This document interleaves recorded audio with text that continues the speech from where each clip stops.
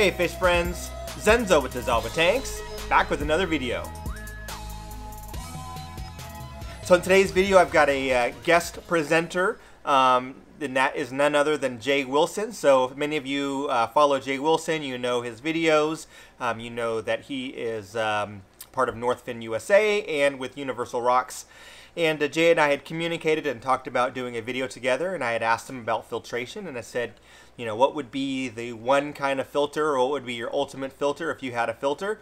So I posed him the question, and let's hear what Jay had to say.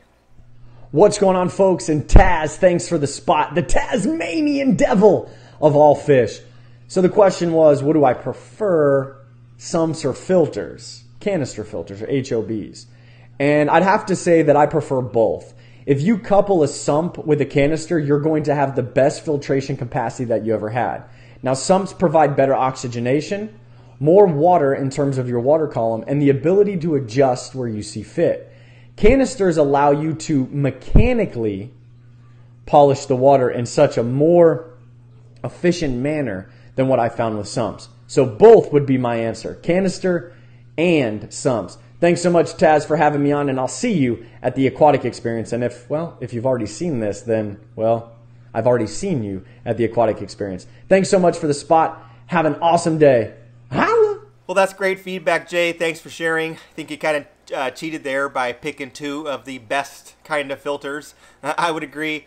Sump coupled with a canister filter is phenomenal. That's actually what I have on this tank. I've got a canister doing a lot of the mechanical filtration and biological, of course, and I've got a sump under this bad boy too. But anyway, as far as me, if I were to pick one, I would pick a sump. I would pick a sump for the reasons that you shared as far as water volume and as well as versatility and things like that. The other thing that I really love about a sump is the fact that you can put a lot of your equipment inside the sump. So you can put your heaters in a sump.